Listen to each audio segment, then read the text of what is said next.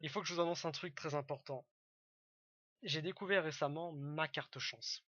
Ah, vous voyez, elle est ici, hein, carte rouge, différentes contrastes différents du jeu, un jeu totalement ordinaire, empruntable si on veut, d'accord. Bon, c'est des choses, j'ai pas besoin de le répéter, mais je le dis quand même, hein, pour ceux qui en douteraient. Alors certains vont se dire, mais c'est quoi, qu'est-ce qu'il raconte, c'est quoi une carte chance, etc., etc. Ah, il faut savoir qu'une carte chance, déjà c'est différent des cartes, tout ce qui est dans la voyance, etc., la magie noire. Non, non, ici on est dans la magie blanche, dite blanche, la magie saine, d'accord. Et si vous voulez une petite anecdote, une explication simple, tout magicien à la base, amoureux des cartes, des cartomanes, au bout de plusieurs années d'expérience, quand ils s'entraînent, ils se rendent compte qu'il y a une carte qui finit par revenir souvent. Hein. Bon, par exemple, je vous donne des exemples quand on se fait choisir une carte, ou quand on regarde la carte du dessus ou du dessous après avoir mélangé, on se rend compte que, à un moment donné, parce qu'on est forcément, on s'en rend compte à un moment donné. Il y a un temps, même si ça dure, où on finit par se rendre compte qu'il y a une carte qui revient. Et cette carte, faut pas la négliger. Parce qu'elle a un sens très important. C'est pas forcément une carte qu'on affectionne, ça peut être une carte au hasard différente parmi les 52 en fonction de chaque personne, chaque magicien, je précise. Mais cette carte a un destin important avec celui du spectateur. Et je peux vous dire, quand vous la trouvez, c'est un vrai bonheur parce que faut le dire, faut le savoir quand même.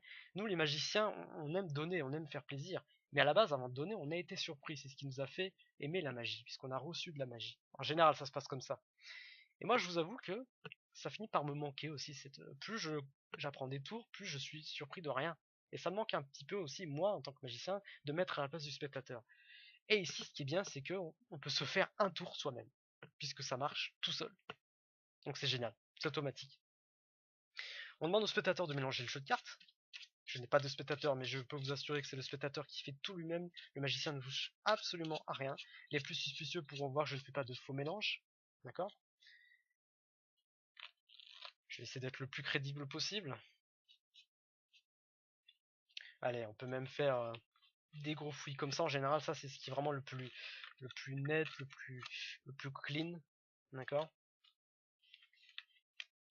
Une fois que le spectateur est content de son mélange, donc il peut mélanger autant de fois qu'il veut, comment il le veut, et jusqu'à quand il le souhaite. D'accord. Une fois qu'il est content, on lui demande donc de poser le jeu, de bien regarder la carte et le jeu, hein, pour voir que je fais pas de magouille, que je ne touche à rien.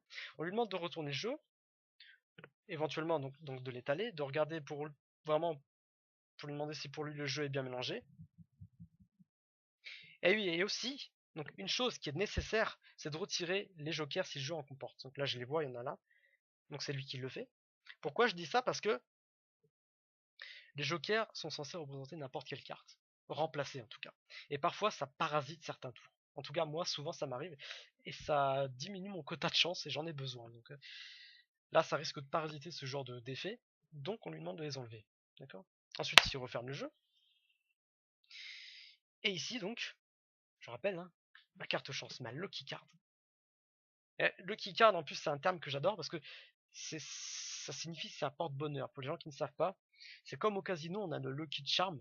C'est un porte-bonheur que les joueurs utilisent pour jouer. Donc souvent c'est une balle d'allumette ou alors c'est une carte porte-bonheur, ce qu'on appelle la Lucky Card. C'est un mot qui est universel et qui marche même en magie. Et par exemple, on va demander au spectateur d'épeler lettre par lettre Lucky Card. Je vous le redis, je le reprécise, je ne sais pas, j'ai mélangé le jeu au hasard, je ne connais pas la carte qui est sur le jeu, je ne connais pas la carte sur laquelle on va tomber, forcément. Donc tout est vraiment le destin, le hasard, d'accord. Donc on lui demande d'épeler Lucky Card, L, U, C, K, Y, C, A, R, D. Ça, c'est sa carte chance du spectateur. Bien sûr, il n'y a pas d'autre de trèfle, il y a un 2 de pique hein, pour ceux qui voient mal, hein. Non, non, pas d'embrouille. Le jeu est examinable. Et ça, c'est la carte, ma carte chance. On lui demande de retourner la carte. Et là, vous voyez où je veux en venir. C'est que c'est formidable. C'est formidable. Parce que ce genre de petits cadeaux, de petits bijoux, ça permet non seulement de vous émerveiller vous, mais aussi nous. ni magicien. Et que demander de plus, c'est formidable. Merci beaucoup, et à bientôt.